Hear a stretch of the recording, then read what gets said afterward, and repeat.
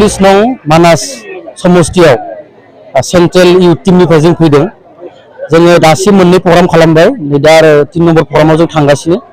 बेवहाय जों नुदों क'क्राझारनिफ्राय फैनानै जोङो बे साननैसोआव गुबुन गुबुन माने समस्तियाव जों गिदिंगासिनो सेंट्रेल इउथ टीमनिफ्राय। बे हिसाबै दिनै जोङो बे मानास 41 नं मानास विधानसभा समस्तियाव जों फैनानै खोब गोजोननाय मोनदों आरो रायजो राजाफोरनिफ्राय जोङो खोब अनसायनाय मोनदों। बेवहाय जोंहा इउपिपिएल निफ्राय केन्डिडेट दङ फैलाजे बरगयारी।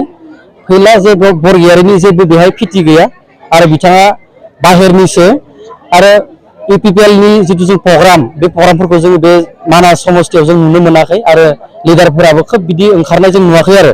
जा जोंनि बिपिएफ नि प्रग्रामफोराव माने जोंनि बिपिएफ नि वर्कारफ्रा आरो लिडारफ्रा ओरैबायदि माने हर सान खस्थ' खालामगासिनो आरो बेयाव जोङो रोखा जाबाय जे मानास समस्तियाव जोंनि एनडिए नि बिजाथि बिपिएफ नि केन्डिडेट थानेश्वर बसुमतारी बिथां सारानो देरहागोना रोखा जाबाय आरो।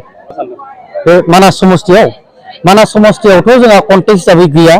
मानो होननानै बुङोब्ला मथंगुरि समस्तिया ब्लकआ जोंनि प्रपार मानास समस्तियाव गोलैयो। बेवहाय जोंहा बेगम आक्तार आहमेद इएम दंखायो। थांनाय बिटिसि इलेक्सनाव जों थोजासे जोङो भट लानानै जों देरहासार जाखादों आरो नैबे सालबारि समस्तियावबो इउपिपिएल आ गाज्रि रोखोमै थांनाय बिटिसि इलेक्सनाव माने जेनखादों। बेवहाय जोंहा दिगान्त गयारी एमसिएलए दंखायो। बे हिसाबै सालबारि आरो मथंगुरि बे मोननै समस्तियावनो जोङो देरहागोना रोखा।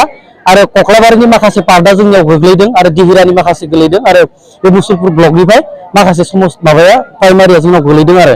बे हिसाबै जोंहा सानै जिहेतु एमसिएलए दङ आरो सासे इएम दंखायो। बे हिसाबै जोंहा बे मानास समस्तियाव खुनु कन्टेस्ट गैया। थानेश्वर बसुमतारी बिथां सारानो देरहागोना रोखा।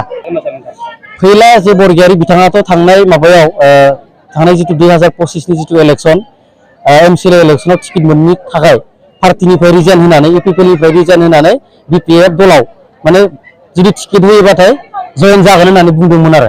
दा फैलाजे बरगयारी बिथाङा सावथुन मुलुगनि मानसि, सावथुन मुलुगावनो थानांगौ, राजखान्थियाव फैयानो गाहाम आरो राजखान्थि आरो सावथुन मुलुग बे आलदा रोखोमनि। बिथाङा गाज्रि रोखोमै जेनगोन आरो। बिथाङाबोथ' लकेल नङा, फैलाजे बरगयारी बिथाङाबोथ' लकेल नङा, बेबोथ' कक्लाबारिनिसो।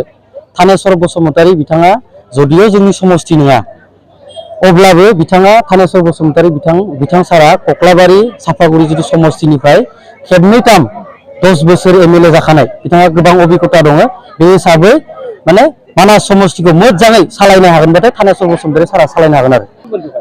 बेथ' माने ससियेल मिडियायावसो गोसारबाय दङ बे खोथाया, खिन्थु जोङो गामि गामि हाबनानै जों मोनदों आरो माइनरिटिनि लिडारफोरजोंबो जों सावरायनानै मोनदों। सारा माने 15टा बिटिसिनि जितु समस्ति बेयाव जों गिदिंनानै मोनदों बिदि नङा।